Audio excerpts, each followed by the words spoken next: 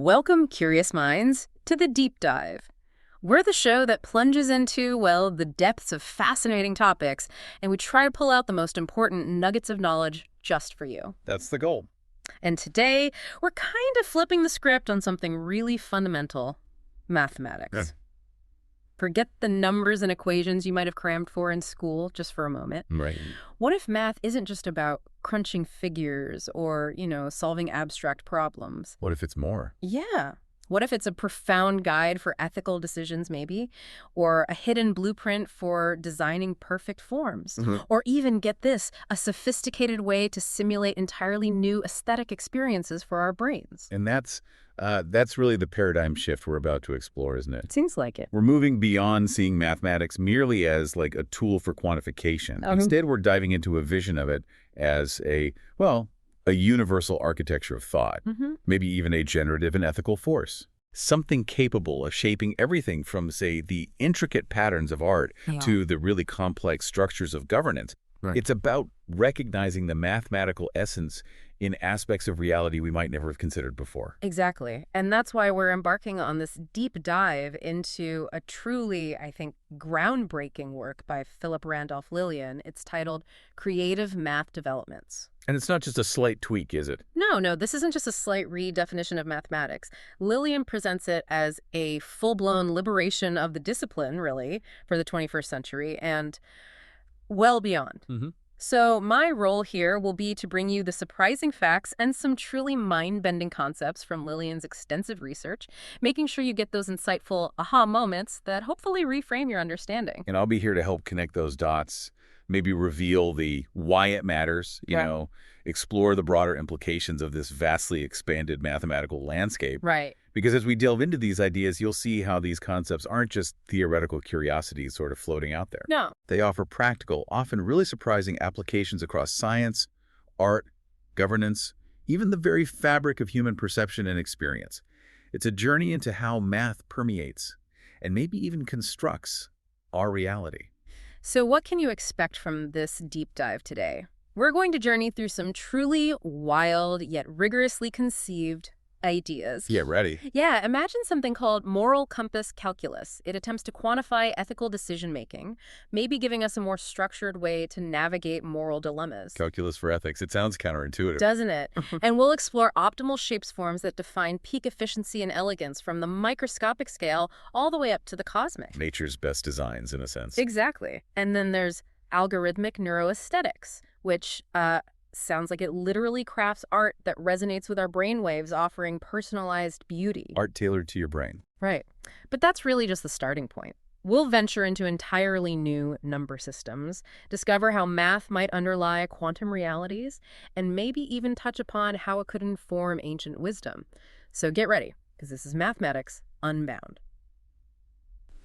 All right, let's unpack this foundational idea first, because it really does set the stage for everything else we're going to discuss today. Okay. For most of us, I think, mathematics has traditionally been seen as this, rigid, formal system, right? All about precise quantification, numbers, solving equations with definite answers. The way we learned it in school, pretty much. Exactly. But Lilien proposes something radically different, something that really challenges this conventional view. He describes mathematics as a meta-discipline. A meta-discipline. Yeah. What does that truly mean in practice, and why is it such a significant reframing? Well, if we connect this to the bigger picture, seeing mathematics as a meta-discipline means moving beyond its role as merely a computational tool. It's much bigger than that. It's about recognizing it as a foundational structure, like an underlying framework that informs and underpins all other disciplines. All of them? Potentially, yes. Think of it less as a subject you learn in school and more like the operating system for reality itself. Interesting analogy. It's not just about counting or measuring anymore. It's about understanding the deep-seated patterns, the intricate relationships, the transformative principles that exist across every field of thought, from philosophy to physics, biology to poetry even. Really? Poetry? Well, the structure, the rhythm, the patterns, there's a mathematical essence there, arguably. The traditional mathematical object, like a simple number or a variable, becomes just one very specific facet of this much grander concept, you see. So if it's a meta-discipline, the mathematical object isn't always a number then, is it? No, absolutely not. My mind immediately goes to things like, I don't know, the form of a building or maybe the flow of an idea. It can be something much more abstract or even something you can touch and feel in the world. Precisely. Lilien expands this concept significantly. A mathematical object, in this broader sense, could indeed be a specific form, like the elegant curve of a suspension bridge, designed for maximal load distribution, or the mesmerizing spiral of a galaxy, driven by gravitational dynamics. It can also be a relationship. Like how things connect. Exactly. Such as the delicate balance between variables in a complex economic model, or the intricate web of connections in a biological ecosystem. Right. It might represent a principle of transformation, like how a piece of music evolves over its duration, following patterns that can be mapped mathematically, or the consistent rules that govern the change of states in a chemical reaction. Okay, so the rules have changed themselves. Yes. And even a structural resonance, like the underlying frequencies that give a building its stability, or the harmonic relationships within a crystal lattice. It's about recognizing the mathematical essence and underlying structure in qualitative and structural elements, not just purely quantitative ones. And this is where art, ethics, and even consciousness itself can start to be seen through a mathematical lens. That dual nature is truly fascinating. It means mathematics acts as both an engine of precision, giving us the rigor to prove theorems, build intricate machines. The traditional view. Right, and a medium of creativity. The same rigorous logic that allows us to prove a complex mathematical theorem can also be harnessed to, say, design an entire city, or guide ethical policymaking in a nuanced way. Or generate art. Or generate a breathtaking piece of digital art, or even describe the intricate, self-organizing patterns of consciousness itself. That's a huge departure from how most of us experienced math in school, often limited to, rote memorization and problem solving. It really is. And this expansion of mathematics into areas often considered non-mathematical raises an important question. If math is so pervasive, what stands out to you from Lilien's initial examples? What truly highlights this liberation from its traditional constraints? Well, just from the overview section, the terms themselves are incredibly evocative and intriguing. They're touchy. They are. Moral compass calculus immediately makes me think, how? How could you possibly apply the precision and tools of calculus to something as seemingly nebulous as ethics? It suggests we can bring a new level of rigor to moral decision-making. Right. Structure it somehow. Yeah.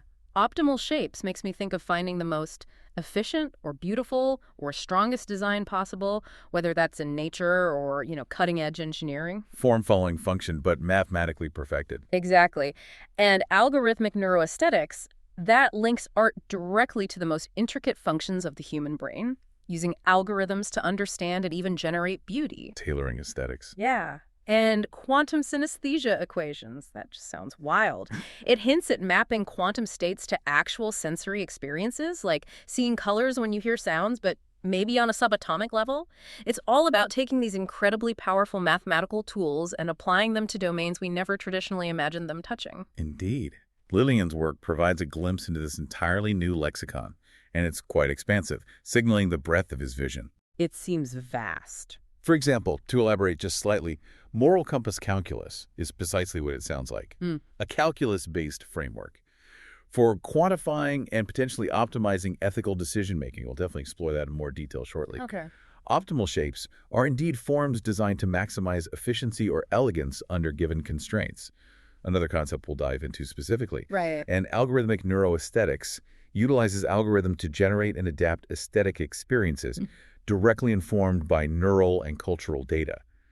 These are more than just definitions. They are really signposts to entirely new branches of applied mathematics. And then there are these other terms that just spark immediate curiosity, even if we're only mentioning them briefly here. Oh yeah, there are some great ones. Take fractal harmonic lens, described as a fractal structured optical design for multi-scale wave focusing. Imagine a lens that could focus light or sound or even radio waves with incredible efficiency across a huge range of scales, maybe inspired by the branching patterns of trees or something. Harnessing fractal geometry for optics. It makes sense. Or technomagical numbers, which are defined as numerical constructs existing at the interface of speculative technology and symbolic, maybe even mystical systems. That hints at a fusion of hard science and ancient wisdom. It does. It's provocative. Cognitive fractal networks refers to recursive geometric models of neural connectivity, offering a new way to understand how our brains might be wired in a self-similar fractal manner, echoing patterns we see throughout nature. Like the brain itself is a fractal. That's the idea being explored. Quantum synesthesia equations are, as you noted, equations that potentially map quantum states into multisensory outputs, potentially allowing us to, in some way, experience quantum phenomena in a whole new way. Oh. We even find algorithmic cuisine, applying mathematical structures to everything from flavor balance and nutrient profiles to presentation and culinary innovation, literally optimizing your next meal with math. My dinner could be an algorithm. Potentially, why not? And how about cybernetic geometry? That one caught my eye, too. That's described as geometric systems, specifically designed to stimulate cognition in virtual environments. Okay, so like VR games. Exactly. Yeah. Think of video games or VR experiences not just as entertainment, but as mathematically engineered spaces designed to enhance your thinking, your creativity, or maybe even your emotional state. So the geometry itself influences your mind. That's the hypothesis. These aren't just theoretical curiosities. They hint at entirely new fields of study and application that could profoundly impact our daily lives. This truly feels like mathematics shedding its traditional numerical skin and embracing a much grander, more influential role in shaping our future. It's a profound shift in perspective, isn't it? Moving from a rigid science to a flexible framework for understanding and shaping reality. It really is. And this expansion of what mathematics can do, its sheer capacity for impact, leads us directly to one of its most ambitious and perhaps surprising applications, structuring ethics mathematically. Okay. Let's dive into moral compass calculus. So, moral compass calculus. This is undoubtedly one of the most intriguing and, frankly, maybe audacious applications of this liberated mathematics. It definitely raises eyebrows. Right. When most of us think of calculus, our minds immediately jump to race of change, accumulation, optimization. But in fields like physics or economics. Tangible stuff, usually. Yeah. But applying those powerful tools to ethics, that's a truly radical idea. How does one even begin to quantify something as complex and, let's face it, subjective as morality using calculus? Well, what's fascinating here is the core concept itself. Moral compass calculus is presented as an interdisciplinary approach. It applies mathematical concepts, particularly those borrowed from calculus, like derivatives and integrals. The standard tool. The standard tools, yes, to analyze and quantify ethical principles in decision-making processes. Now, the explicit goal here isn't to reduce ethics to some simplistic formula or to strip away its human element. That's important. Okay, that's a key distinction. It is. Rather, it's about bringing a new level of precision, structure, and systematic analysis to ethical dilemmas while fully acknowledging their inherent complexity. It provides a potentially robust mathematical lens through which to navigate these intricate ethical landscapes, moving beyond purely subjective interpretations maybe to a more structured, even auditable evaluation. Auditable ethics. In a sense, yes, it's about building a framework for ethical reasoning, much like, say, engineering has a framework for structural integrity. That's a bold ambition, to say the least. So instead of simply debating what's right or wrong based purely on intuition or philosophical traditions, we're attempting to quantify the ethical value or maybe the impact of decisions over time and across different dimensions. That's the essence of it. What are some of the key concepts within this fascinating framework then? How does it break down? This raises an important question. How can we formalize moral reasoning with these specific mathematical tools? Lilien introduces several key concepts that lay the groundwork. First, we have something called integral ethics. Okay, like integration in calculus. Exactly. This concept involves the accumulation or summation of ethical values over a given period or across a range of factors. Think of it as the ethical equivalent of calculating a total area under a curve or a running total or a cumulative grade. So tracking the total ethical effect. Precisely. It's about assessing the total long-term ethical impact of decisions, weighing the sustained consequences of actions rather than just their immediate effects. So it helps us understand the full ethical footprint of a choice or a policy over time. So like the ethical equivalent of a running total of impact, that makes immense sense for understanding long-term consequences. What about the speed or direction of ethical changes? Like how quickly consensus forms or opinions shift on an issue. That's precisely where the concept of moral rate of convergence comes in. Okay. This measures how quickly ethical considerations align or diverge among different stakeholders or perhaps within a society over time. So the derivative, essentially. The rate of change. You can think of it that way, yes. It addresses how rapidly ethical values converge toward a consensus, or, conversely, the pace at which ethical perspectives evolve or maybe deviate from one another. For instance, in a public debate over a new tech policy, this calculus could potentially measure how quickly different groups' ethical concerns, say, privacy versus innovation, begin to align or move further apart. It's a dynamic measure of moral evolution or conflict. And ethical boundary conditions must be about setting the hard limits, right? Like the lines you just don't cross no matter what the perceived benefit might be. Precisely. Ethical boundary conditions establish the absolute limits on acceptable behavior within a given ethical framework. This involves defining clear ethical thresholds that should not be crossed, or identifying fundamental moral absolutes that must influence all decision-making. These are the non-negotiables. They provide fixed reference points and guardrails for the ethical system. Much like physical laws, set boundaries in engineering problems. Then, if we have boundaries and rates of change, it stands to reason we'd have ethical optimization problems. We're always trying to find the best outcome, aren't we? Even in complex ethical dilemmas. Indeed, that's a natural extension. These problems aim to find the most ethically favorable solutions to complex issues. They involve optimizing decisions and policies in alignment with predefined ethical principles. Finding the ethical maximum or minimum. Exactly. It's about seeking the highest ethical utility or maybe the least ethical harm within a given set of constraints. Much like an engineering optimization problem seeks the most efficient or robust design for a bridge, or a business seeks maximum profit. It moves ethical decision-making, potentially, from a purely qualitative discussion to a quantitatively informed process. This sounds incredibly theoretical, really pushing the boundaries of what calculus can do.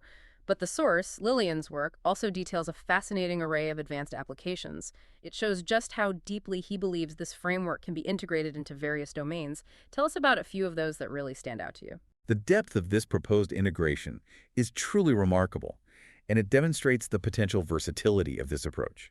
For instance, there's ethical integration algebra. Okay. This explores how mathematical models can incorporate ethical considerations directly into algebraic structures themselves. So this isn't just about applying ethics to algebra, but making ethics an intrinsic part of the algebraic operations. Built right in. Built right in. Right. It promotes responsible algorithm use and fosters awareness of ethical implications right at the mathematical modeling stage, ensuring that the very building blocks of a system are, ideally, ethically informed. Then there's moral optimization functions. Right, like we just touched on. Which extend traditional optimization theory by introducing specific moral criteria. Imagine an algorithm designed not just to maximize profit or efficiency, but also to prioritize, say, social welfare or environmental sustainability in resource allocation or societal planning. I can certainly see how ethical calculus of consequences would be vital then. Evaluating the ethical outcomes of actions not just on individuals, but on society at large. It sounds like it's about promoting the responsible use of all mathematical interventions, ensuring we understand the ripple effects. It absolutely is. Understanding those downstream effects is critical. Another fascinating concept is moral vector spaces. Vector spaces for morals. Yeah. This introduces ethical dimensions into the familiar concept of vector space theory. It allows for the representation of moral considerations as moral vectors in a multidimensional decision-making space. How would that work? Well, for example, in economic models, you could potentially map out different ethical considerations like environmental impact, social equity, economic growth as distinct vectors.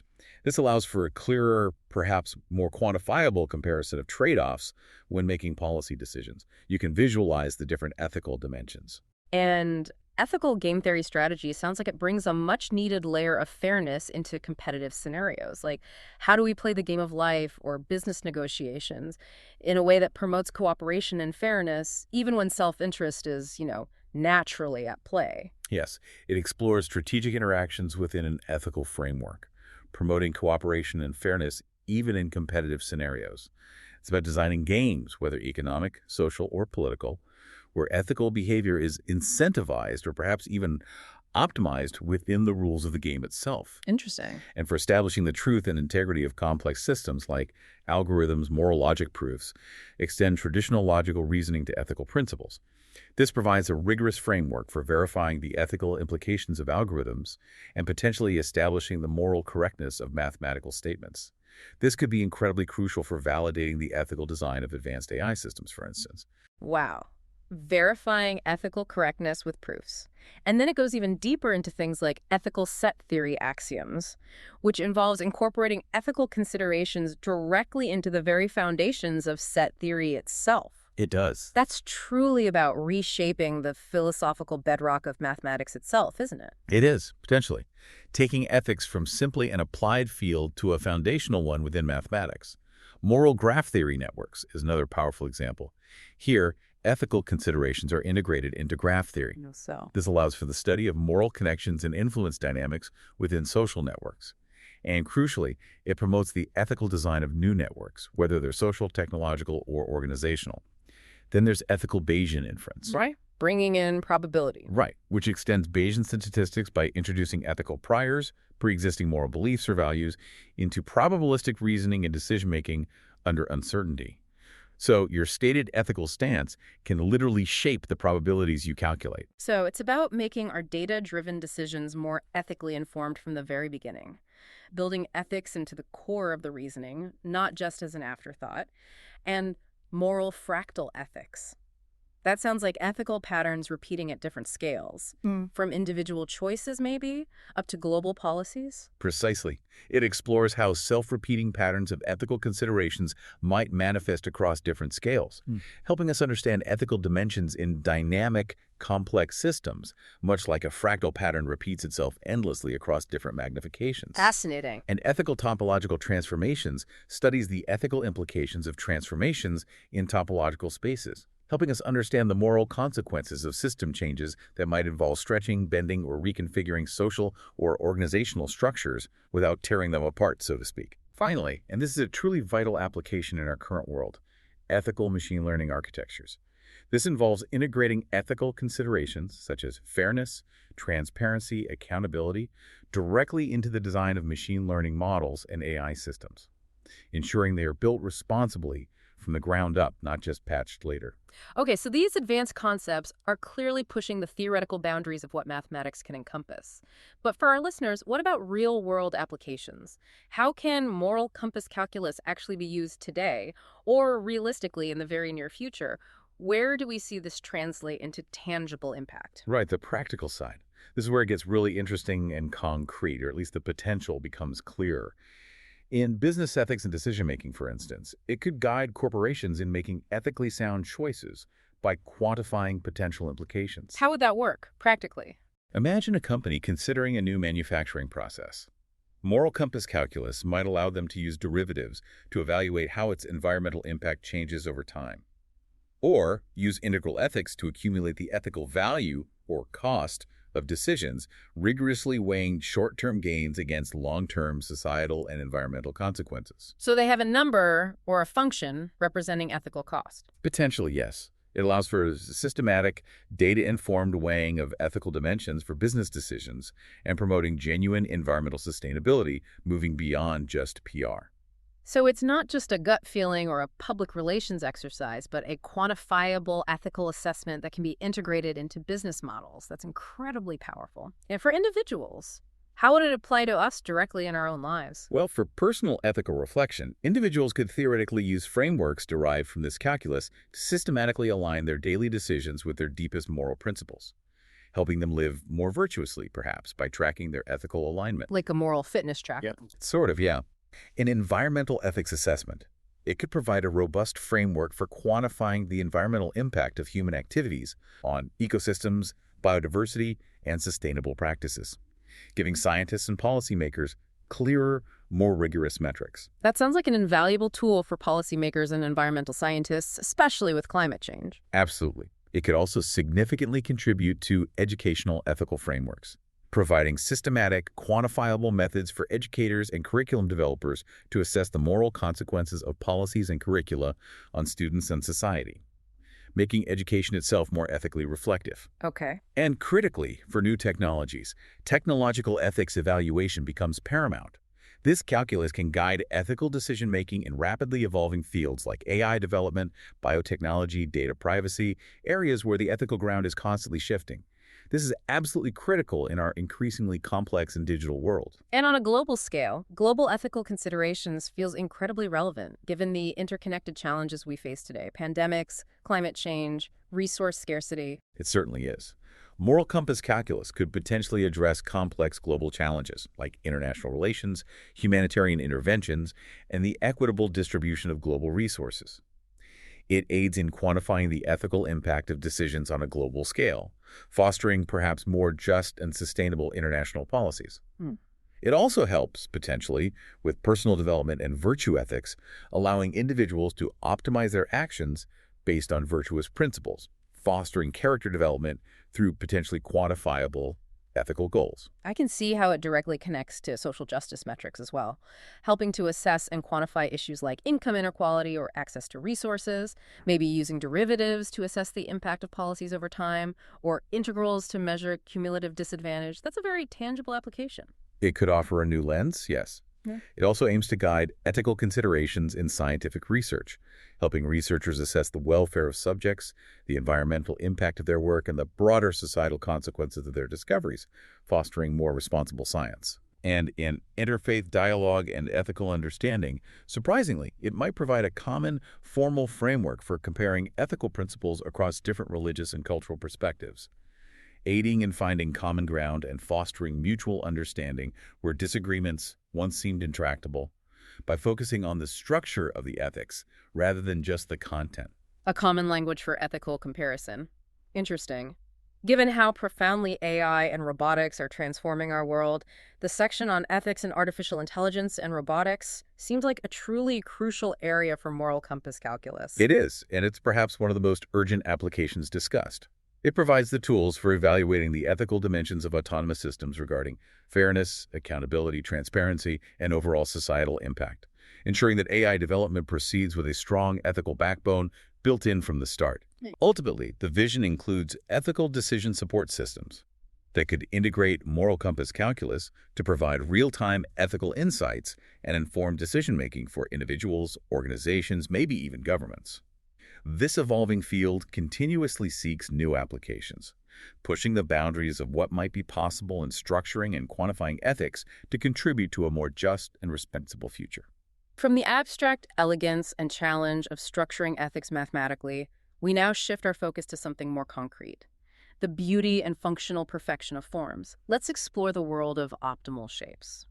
Okay, so from the realm of ethical frameworks to the tangible beauty of forms, our deep dive now brings us to optimal shapes. This is something we encounter all around us every day, often without even realizing the deep mathematical principles that underpin their very existence and efficiency, right? Absolutely, they're everywhere. So what exactly is an optimal shape in Lilien's expanded view of mathematics? Well, what's fascinating here is that optimal shapes refer to geometric configurations or structures that achieve some kind of extreme or ideal state. Ideal in what way? It could be maximal efficiency, perfect balance, or even a sense of aesthetic perfection, but always with respect to specific criteria or constraints. They're like nature's or engineering's ultimate solutions to a given problem. Think of them as the best possible design under a particular set of rules. And these aren't just modern engineering concepts, are they?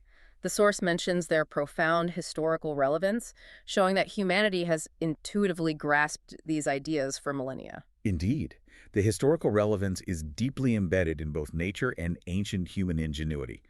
Take honeycomb hexagons, for instance. Classic example. Right. Bees intuitively create these hexagonal cells because they represent the most efficient packing strategy for optimizing storage capacity while using the minimal amount of wax. It's a perfect natural example of efficiency through geometry. Nature as the ultimate optimizer. Often, yes. And in ancient history, there's the famous legend of Dido, the founding queen of Carthage. Ah, the oxide story. Exactly. The story goes she was granted land equivalent to what a single oxide could enclose. She ingeniously cut the hide into an extremely thin strip and used it to enclose a roughly circular area. Because a circle maximizes area for a given perimeter. Precisely. This foundational act of optimization, recognizing the circle as the optimal shape in that context, supposedly led to the founding of a powerful city. It's a classic example of applying optimization to a practical constraint, recognized long ago. So, what are the key characteristics then that define these optimal forms across various contexts? What makes a shape truly optimal? Well, Lilien lays out several key characteristics. First and foremost is efficiency. Optimal forms are inherently designed to maximize a desired output or minimize an undesired input, whether that's minimizing surface area for a given volume, like a bubble, or maximizing volume for a given surface area. They represent elegant solutions to optimization problems. Okay, efficiency is key. What else? Second, mathematical harmony. Many optimal forms aren't just efficient. They're deeply rooted in mathematical principles. They embody elegant relationships, profound symmetries, or fundamental mathematical constants like pi or the golden ratio, phi. They often arise from rigorous theorems and underlying numerical patterns, making them inherently mathematically beautiful. I'm thinking immediately of the golden ratio here, which I think we'll touch on later. It pops up everywhere in nature and art for its harmonious proportions and seemingly ideal balance. Precisely. It's a prime example. Third characteristic, functional excellence.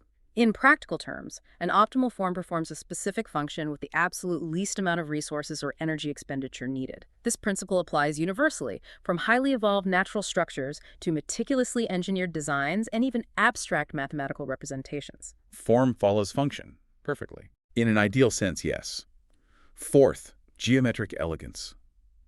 Beyond their functionality, optimal shapes often exhibit inherent aesthetic beauty and visual appeal. They captivate observers with their harmonious proportions and balanced composition. There's often an intuitive sense of rightness or perfection about them. And context dependence is absolutely vital, isn't it? What's optimal for one purpose isn't necessarily optimal for another. A teardrop shape is fantastic for aerodynamics, but pretty terrible for stacking boxes. Exactly. You hit the nail on the head. The optimality of any form is entirely contingent upon the specific goals, the prevailing conditions, or the criteria being optimized. It utterly emphasizes the importance of clearly defining the context of the problem. Right. Fifth, their interdisciplinary nature is striking. Optimal forms transcend conventional disciplinary boundaries. They appear consistently across mathematics, physics, biology, engineering, computer science, and even social sciences sometimes. They serve as powerful bridges connecting abstract concepts to practical, real-world applications. Lastly, dynamic adaptability. In some profound cases, particularly evident in natural and biological systems, optimal forms can adapt or even evolve over time based on changing environmental conditions, always striving, in a sense, for that ideal state within the new context. Like evolution itself is an optimization process, finding optimal forms. In many ways, yes. Can you give us a few classic examples of these optimal forms that truly illustrate these characteristics? Perhaps forms we see every day or have heard about? Certainly. Minimal surfaces are perfectly exemplified by common soap bubbles. Ah, yes, the sphere. Right. Due to surface tension, a soap bubble naturally minimizes its surface area for a given volume, creating that perfect sphere. Then there are golden ratio spirals, which are famously found in the growth patterns of nautilus shells, the arrangement of sunflower seeds, and even the swirling arms of hurricanes, showcasing an optimal balance between growth and form dictated by that ratio. So beautiful and efficient. Exactly. In the realm of network analysis and computer science, the shortest path between any 2 points in a graph is an optimal form. It represents the most efficient route, crucial for everything from GPS navigation to internet data routing. Finding the best connection. Yes. And for three-dimensional space, consider the efficient packing of spheres. This is achieved in a face-centered cubic lattice. It's the arrangement that maximizes the number of spheres that can fit into a given volume, like how oranges are often stacked in a grocery store to minimize wasted space. These are all elegant, mathematically driven solutions to specific constraints. Beyond those foundational examples, the source delves into further dimensions of optimal shapes, exploring more advanced quantifiable metrics and multidimensional aspects. What additional layers of complexity are involved when we're trying to design or understand these forms in truly complex scenarios? Right, it gets more complex. This raises an important question. How do we quantitatively assess and design these forms for the complex, multifaceted problems of the real world? Well, we evaluate optimal forms with precise, quantifiable metrics. Like measuring performance. Exactly. This could mean minimizing energy consumption in a power grid design, maximizing information storage capacity in a data center layout, or optimizing computational efficiency in an algorithm structure. These metrics provide objective, measurable criteria for judging optimality. Multidimensional optimization is also key. Beyond 3D. Yes.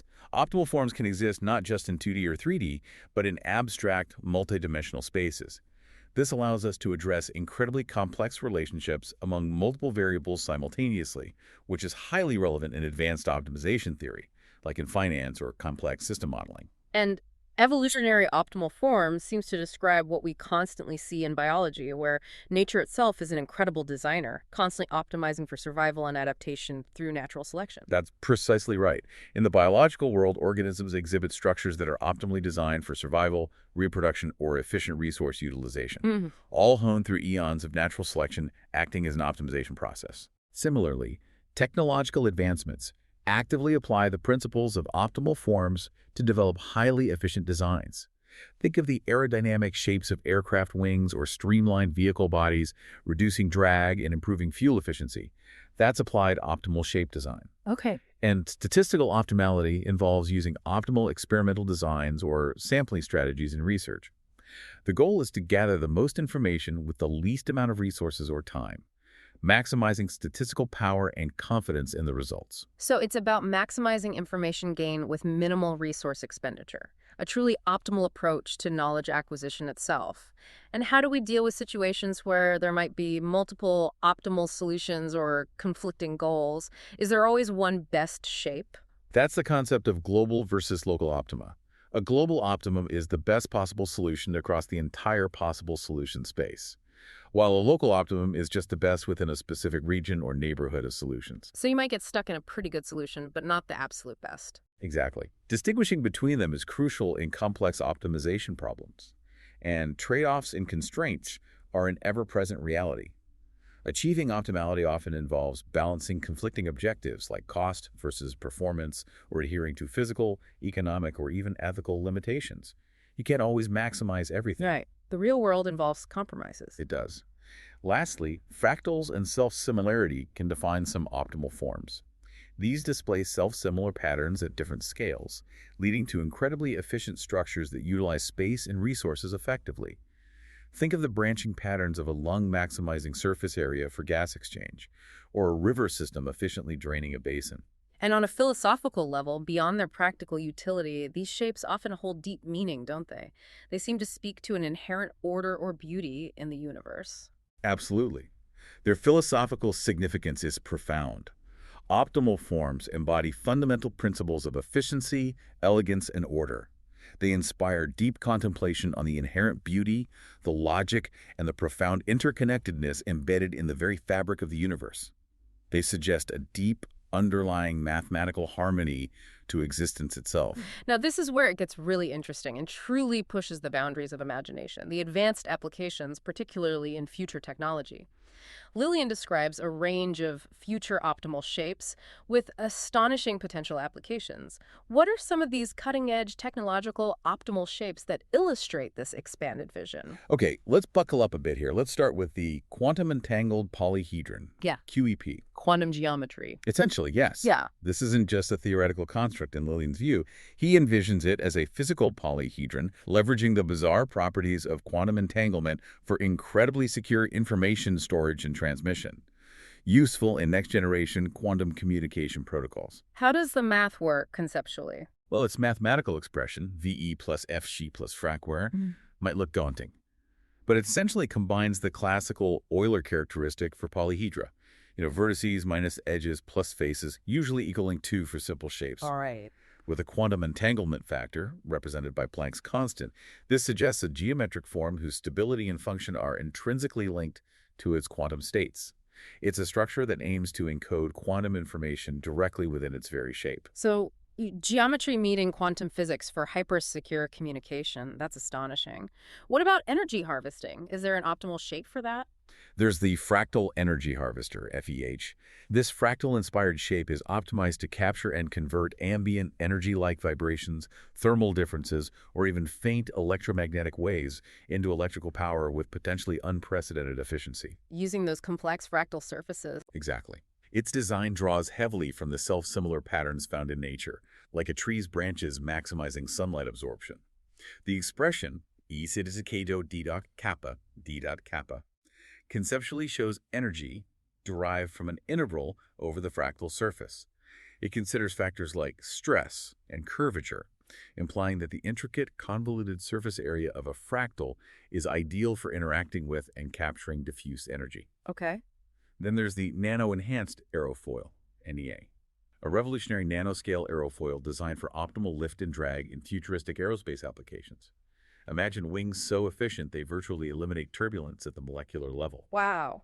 Its lift calculation implies fluid dynamics equations involving density and velocity right down at the nanoscale, highlighting how the shape interacts with air at a molecular level for potentially maximal performance. This is truly sculpting at the smallest scales, where the properties of materials themselves are fundamentally altered by their shape. What else aids in advanced medical technology? Anything there? Absolutely. For medical applications, the magnetic flux toroid is proposed. It's an innovative, donut-shaped structure engineered to maximize magnetic flux density. For better MRIs. Exactly. This design could significantly enhance the resolution and speed of advanced MRI technology, allowing for incredibly detailed insights into the human body.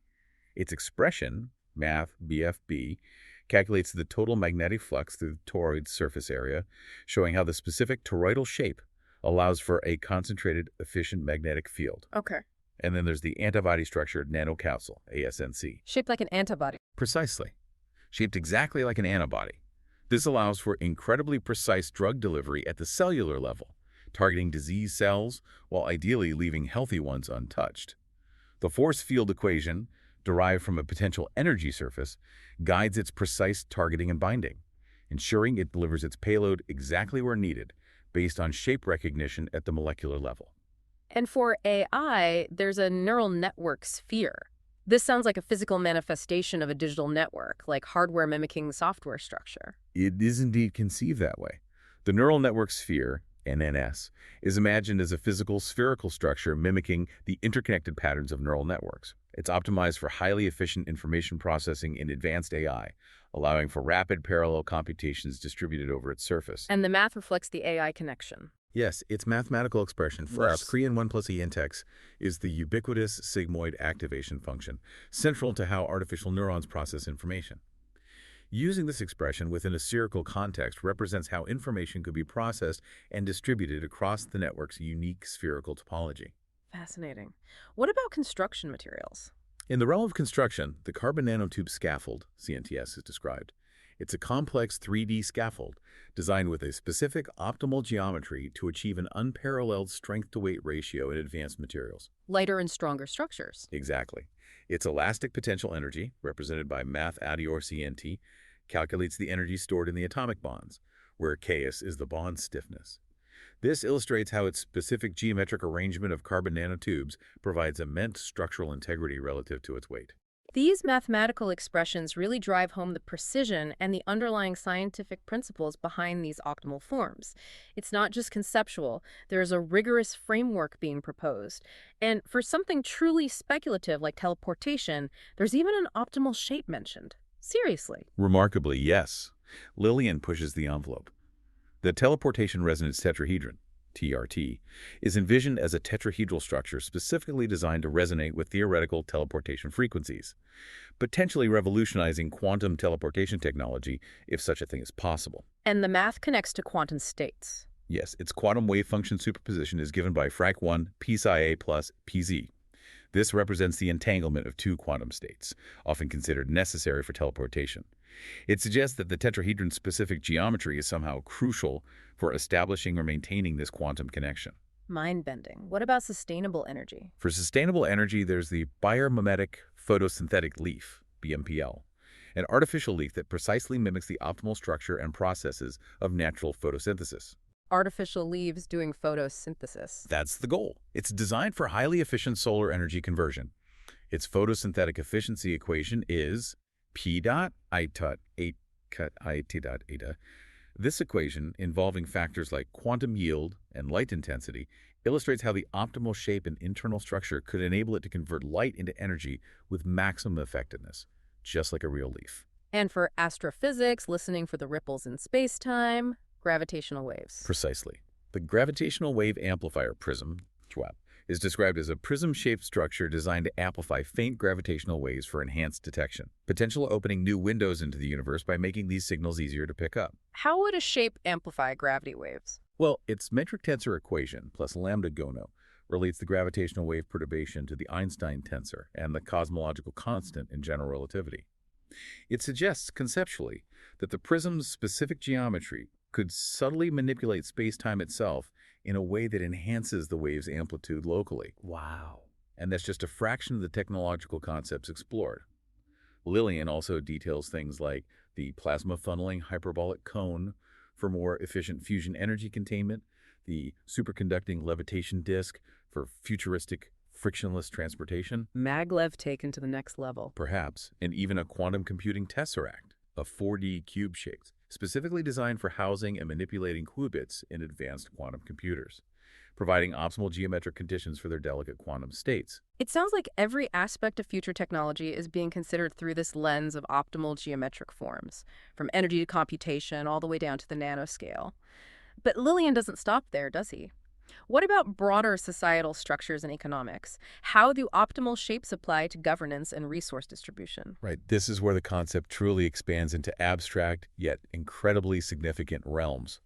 We see optimal shapes applied conceptually to governance and resource distribution, envisioning potentially better societal models. Consider the economic equilibrium torus. A donut-shaped economy? Metaphorically, yes. Yeah. A torus-shaped model designed for sustainable economic equilibrium. The toroid's continuous, circular nature symbolizes a closed-loop economy where production and consumption are perfectly balanced, minimizing waste and maximizing resource flow without depletion. A truly circular economy. Yeah. Or the blockchain governance pyramid. A Holomid-shaped structure that leverages blockchain technology for potentially fair, transparent, and decentralized decision-making within societies. The pyramid signifies perhaps a clear, immutable hierarchy of rules, but with decentralized peer-to-peer execution, fostering trust and accountability through its structure. So, geometry as a blueprint for better democracy and maybe more stable financial systems, that's truly incredible to think about. Indeed, the potential is vast. We also have the universal basic income omniradius spheroid, an optimized framework conceptually for implementing a global universal basic income system. The spheroid's uniform distribution across all points symbolizes an equitable, universally accessible income designed to cover all citizens fairly within its sphere of influence. A geometric model for UBI. Yes, and the circular resource flow mandala, a mandala-shaped model representing circular economies. Its intricate interconnected patterns symbolize the optimized flow of resources, minimizing waste and promoting reuse, reflecting ecological principles within economic systems visually. These names are as descriptive as they are ambitious, pushing the boundaries of what a shape can represent. What about fostering social harmony? Is there a shape for that? Lilien proposes the social harmony metahedron, a metahedral social structure specifically designed conceptually to foster harmony, inclusivity, and equity in diverse societies. Its multifaceted nature implies a system that can accommodate and integrate many different social groups and viewpoints into a cohesive, balanced whole. Interesting. And the quantum social interaction spiral, a spiral-shaped model incorporating quantum principles, allowing for dynamic and adaptable social structures. This exciting approach, inspired by quantum computing concepts and social dynamics, envisions a society that can fluidly adapt to change, where individual actions ripple through the social fabric in complex, interconnected ways, much like entangled particles influence each other instantaneously. We're talking about everything from designing smart cities with the Smart City Grid Octanet, an octagonal network optimized for traffic, energy, and information flow, to eco-social feedback loop Mobius strips for sustainable development. Right, that Mobius strip concept is evocative. A single-sided surface symbolizing a continuous loop of environmental and social impact, where actions feed back into the system constantly to promote sustainability. It's about optimizing incredibly complex, interconnected systems using geometric metaphors and potentially actual mathematical models. Okay. We also find the inclusive marketplace hyperhelix, a multidimensional helix emphasizing fair trade and equitable access within global markets. The universal healthcare dome, representing a comprehensive, universally accessible healthcare system, symbolized by an all-encompassing dome providing protection and care for everyone underneath it. These are powerful visual metaphors backed by mathematical concepts. Yes, and the knowledge-based economy tetrahedron, a four-sided structure valuing intellectual capital and innovation as its foundational pillars, emphasizing knowledge creation and dissemination as the primary drivers of economic growth in this model. Lilien even proposes a social media governance spiral, for fostering ethical practices and user empowerment within digital platforms. Its spiraling form representing continuous adaptation and improvement in online community management and rule setting. This is really stretching the concept of a shape to encompass abstract models of society itself, showing how mathematics can provide a rigorous language or at least a structured way of thinking for envisioning better futures. What about the mathematical frontier of topology and not theory? How do optimal shapes play a role in understanding or even designing complex interconnected structures there? Topology, the mathematical study of shapes that could be stretched, twisted, or crumpled without tearing or gluing, preserving fundamental properties like connectedness. Rubber sheet geometry. Exactly. Rubber sheet geometry. And not theory, a specialized branch studying mathematical knots, are prime areas where optimal shapes reveal profound insights. For example, mathematicians like Elizabeth Thin delve into optimal trefoil knots. They explore improved lengths-to-width ratios for knotted ribbons, finding the most efficient way to physically tie a simple trefoil knot with the least material. Practical knot efficiency. Yes, and this study also extends to three-dimensional ropes, identifying the minimal rope length required to form a trefoil knot.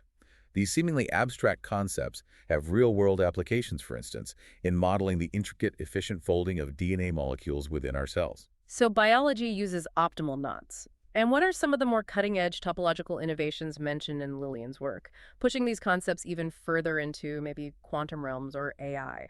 There's the quantum knot-linked loop, QKLL.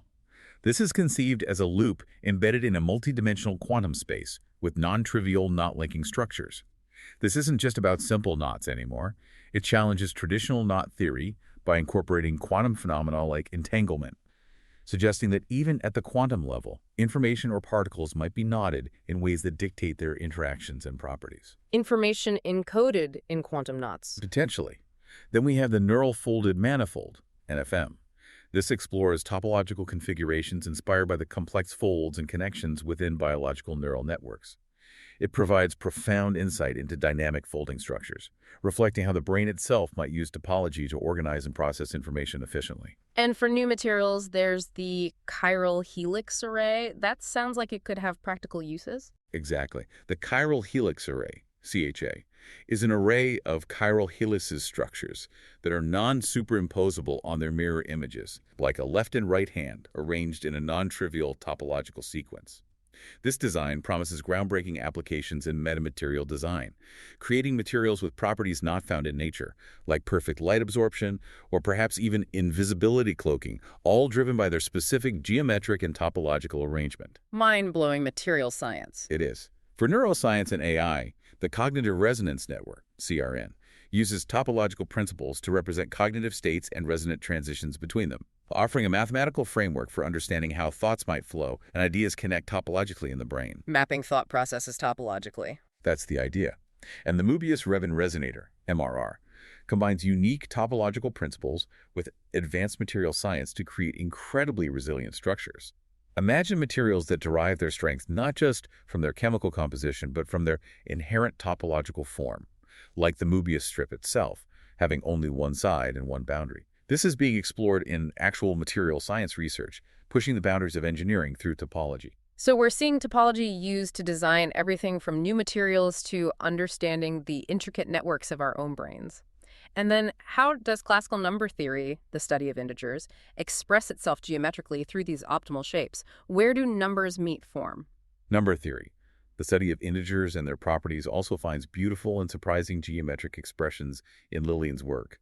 Consider the prime spiral helix, PSH. A helix of primes. Yes. This is a 3D helix where the z-coordinate, its height, if you will, represents prime numbers in sequence.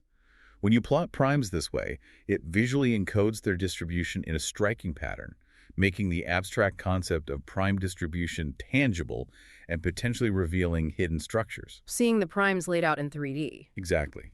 Similarly, the perfect Pythagorean pyramid, PPP, is a pyramid with integer side lengths that precisely represent Pythagorean triples, like a 3-4-5 triangle forming a face. It showcases a profound geometric beauty arising directly from the fundamental relationships within number theory. And the ubiquitous Fibonacci sequence also gets a compelling geometric form, right? Yes, absolutely. The Fibonacci golden spiral shell, FGSS, is a 3D shell exhibiting a Fibonacci-inspired golden spiral. This visually captures the elegance and prevalence of the Fibonacci sequence and the golden ratio in natural growth patterns, making this abstract mathematical relationship beautifully visible. Nature's favorite sequence, visualized. You could say that. The perfect square lattice, PSL, is a 2D lattice where each point corresponds to a perfect square number, 1, 4, 9, 16, and so on. This geometric arrangement offers a visual representation of the distribution and relationships of perfect squares. And the Mersenne prime polyhedron, MPP, connects geometry directly with Mersenne primes. Those are prime numbers that are 1 less than the power of 2. In this conceptual polyhedron, each face might correspond to a Mersenne prime exponent, creating a unique geometric object defined by these very special numbers. So it's about visualizing the inherent abstractness of numbers in concrete, often beautiful forms. What about more general, advanced mathematical expressions in geometric forms, where mathematical functions themselves become shapes, taking equations and turning them into structures? Here, the creativity and interdisciplinary nature truly take off. We have the Riemann surface ribbon, RSR, a ribbon-like surface that visually captures the complex structure of Riemann surfaces. These are essential tools in complex analysis, providing a geometric way to understand multi-valued complex functions by unfolding them onto a surface. Making complex functions visible. Yes.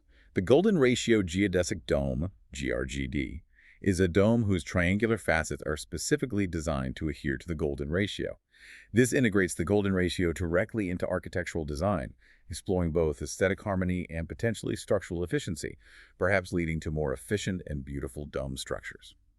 And then there's the elliptic curve toroid, ECT, a toroidal or donut-shaped surface parameterized by an elliptic curve equation, and a logarithmic spiral helicoid, LSH, a helicoid surface like a spiral ramp, whose curvature precisely follows a logarithmic spiral pattern. Exactly. The perfect number polyhedron, PNP, is a conceptual polyhedron where the number of its vertices, edges, and faces correspond to a perfect number, a number that is equal to the sum of its proper divisors, like 6 or 28. This creates a unique geometric form directly tied to a profound and somewhat mysterious concept in number theory. A shape defined by perfect numbers. Yes. And the Pascal's triangle pyramid, PTP, is a 3D structure where each layer represents a row of Pascal's triangle. This visually transforms a fundamental combinatorial and algebraic concept into a striking geometric form, making its numerical patterns immediately apparent in 3D space. It's truly a synthesis of abstract mathematical concepts into tangible visual forms. We're seeing mathematical functions themselves transformed into shapes, like the harmonic oscillation waveform, HOW, which is described as a 3D waveform illustrating the smooth, periodic motion of harmonic oscillations, making a complex function beautifully visible as a flowing shape. Yes, and a fractal tesseract lattice, FTL, extends fractals into 4-dimensional space, creating a lattice structure that incorporates self-similar patterns within a higher dimension, a truly mind-bending concept for visualizing higher-dimensional geometric patterns. Fractals in 4D. The Lucas sequence spiral coil, LSSC, is a coil structure where the radii of the turns precisely follow the Lucas sequence, which is a close cousin to the Fibonacci sequence, creating a unique winding form based on those numbers. And the Fermat's last theorem tower, FLTT, visually embodies potential solutions, or rather, the lack thereof, to Fermat's last theorem, with each level representing an attempt or a space of numbers related to the equation, giving a conceptual form to this famous mathematical problem and its proof. These are abstract concepts given profound and often beautiful tangible forms. And even more specific, a golden spiral helix knot, GSHK, combining the elegance of the golden spiral with the complexity of a helix knot into one form. And a non-Euclidean crystal lattice, NECL, which models crystal structures not in conventional flat Euclidean geometry, but in non-Euclidean geometries like curved, hyperbolic, or spherical space. This challenges traditional crystallographic constraints and offers new possibilities for material design based on curved space lattices. Crystals in curved space. Indeed. The quantum fractal harmonic oscillator, QFHO, integrates quantum concepts into harmonic oscillators, creating fractal patterns influenced by quantum principles, linking the predictability of classical oscillations with the unpredictability and fractal nature that can emerge from quantum mechanics. And a Eulerian graph network, EGN, visually represents Eulerian graphs showcasing networks where each edge can be traversed exactly once along a specific path, a fundamental concept in graph theory brought to life visually as an optimal network structure. This incredible journey through optimal shapes shows how mathematics shapes not just efficient designs, but also inspires groundbreaking technological, social, and aesthetic forms, pushing the boundaries of what we can create and even conceive. Now, let's shift from designing efficient shapes to actively shaping our aesthetic experiences. Okay, now that we've seen how mathematics can potentially structure ethical decision-making and design perfect forms across physical and abstract realms, let's move to something deeply personal, yet surprisingly amenable to algorithmic generation. Algorithmic neuroaesthetics. This one is fascinating. It sounds to me almost like creating art directly with brainwaves, like a feedback loop between our minds and the canvas or the music synthesizer. How does it work? What's the core idea here? Well, what's truly fascinating here is the core concept itself. Algorithmic neuroaesthetics is presented as a multidisciplinary field. It combines the power of algorithms, the insights of neuroscience, and the principles of aesthetics. Okay, those three together. Right. Its primary goal is to explore the intricate neural mechanisms that underlie our aesthetic experiences. What makes us find something beautiful, captivating, or even disturbing at a brain level. Understanding beauty in the brain. Exactly. It then leverages advanced mathematical models and computational techniques to understand these preferences and, crucially, to generate new stimuli, art, music, environments that are designed to evoke specific aesthetic responses in the human brain. It's about trying to reverse engineer beauty and then using that knowledge to create new art, new experiences, and maybe new insights into perception itself. So it's not just about what we find beautiful intuitively, but why our brains find it beautiful, and then using that deep understanding to create entirely new forms of art, or perhaps even optimize existing ones for maximum impact. Exactly. This field operates on two crucial key components, as described by Lilien. First, we have neural aesthetic response models. Models of our brain's response to art. Precisely. These are sophisticated algorithms designed to simulate and predict human neural responses to various visual or auditory stimuli. By analyzing vast data sets of brain activity, perhaps EEG or fMRI data in response to different artworks or sounds, these models can begin to unravel the neural underpinnings of our aesthetic preferences. What lights up in the brain when we see something beautiful? And the applications of that. Think about how this could profoundly enhance virtual or augmented reality experiences, making them uniquely engaging because they tap into our fundamental neural responses. Or, more personally, imagine getting personalized content recommendations, music, movies, art, not just based on what you've clicked before, but directly on how your brain aesthetically responds to different inputs. That's a powerful, almost intimate feedback loop between art and the observer. And what's the second component of this system? How does it create things? The second component is generative aesthetic algorithms.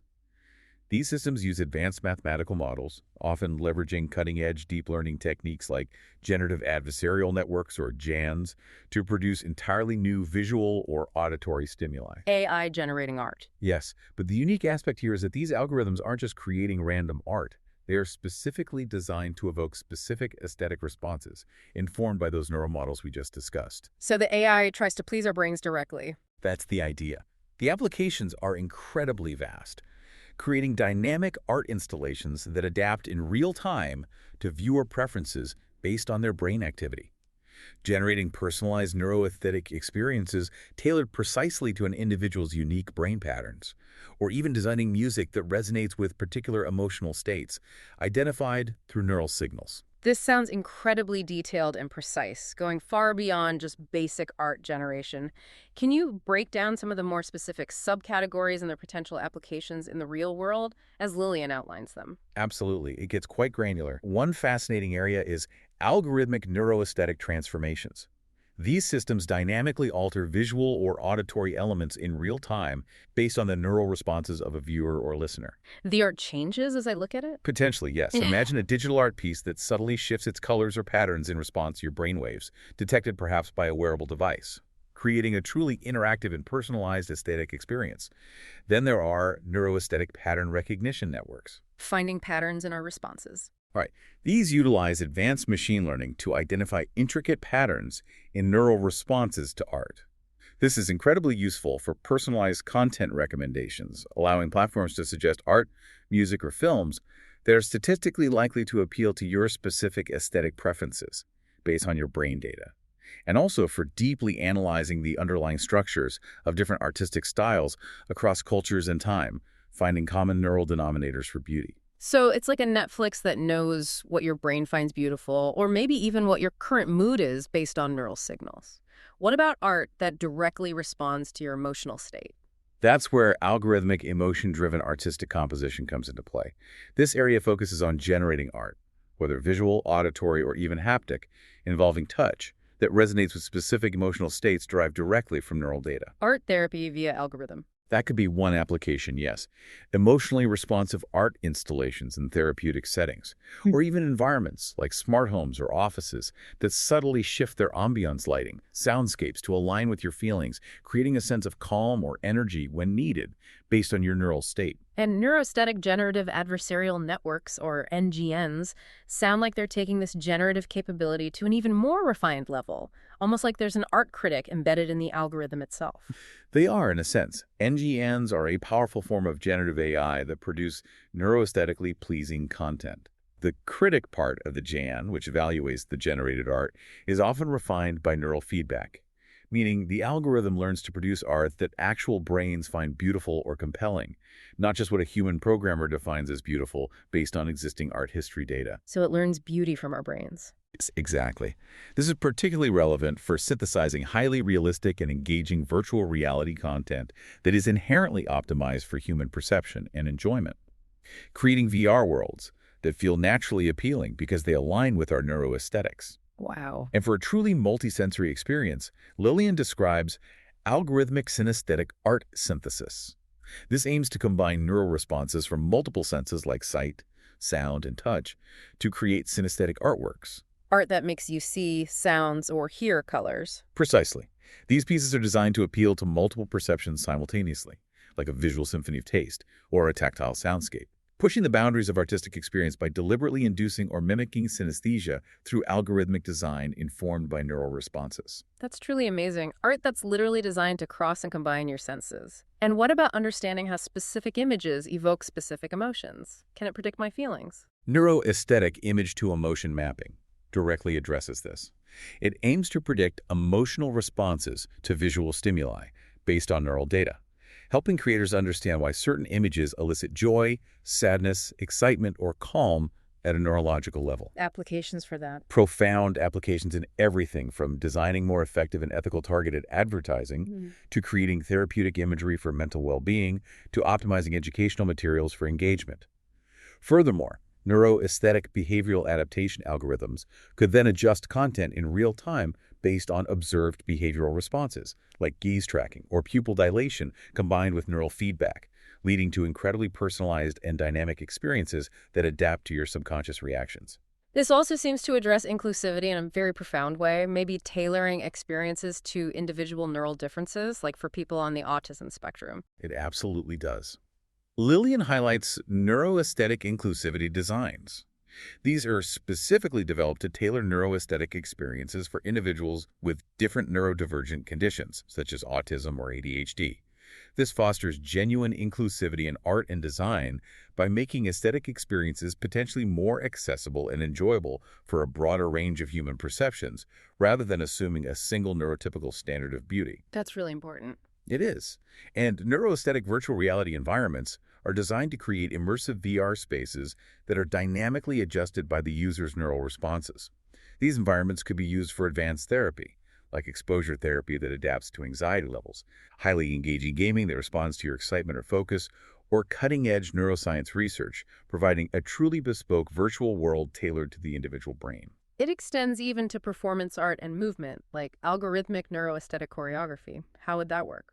Yes, this involves generating dance movements and choreographic sequences that are designed to specifically resonate with audience neural responses, perhaps measured collectively or from sample viewers, leading to performances that are not just visually captivating but also potentially deeply emotionally and aesthetically engaging for the audience, because the movements tap into shared neural aesthetic principles. Wow, data-driven dance. In a way.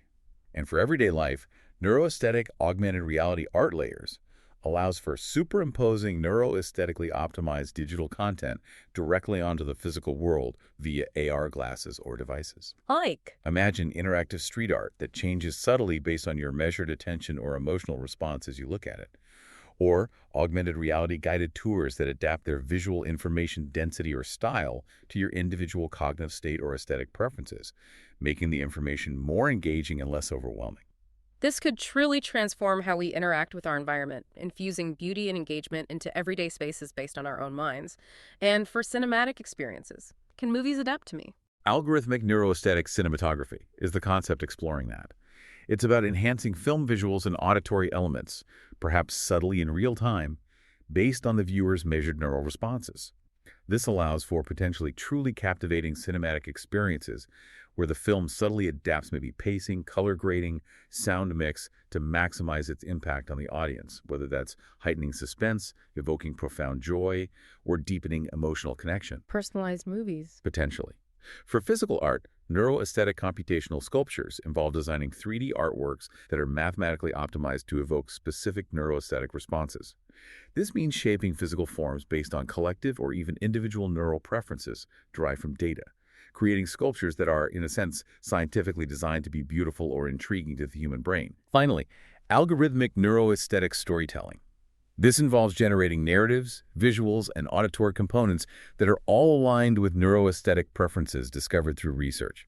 This ensures stories are potentially maximally engaging, emotionally resonant, and perceptually optimized for the audience, whether it's for interactive books, video games, or immersive virtual experiences. What an incredible synthesis of art, science, and technology. This truly unlocks the potential for creating art and experiences that resonate with the intricate and unique wiring of our neural responses.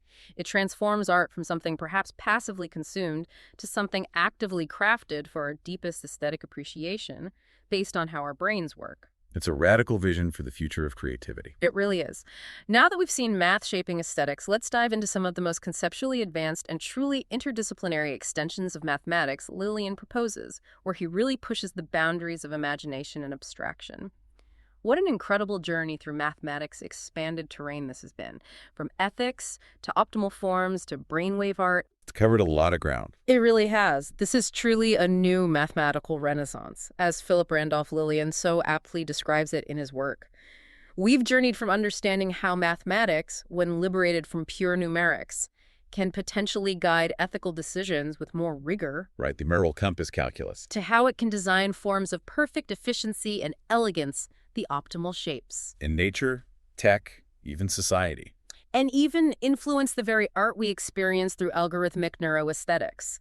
It's transformed our view of math, or at least challenged it, moving it from potentially a dry academic subject into a vibrant, creative catalyst shaping everything from AI to art and urban planning. And this deep dive really aimed to give you, our listeners, a genuine shortcut to being well-informed on these cutting-edge ideas, packed with surprising facts and profound insights that go far beyond what you might traditionally expect from a math discussion. Definitely not high school algebra. No.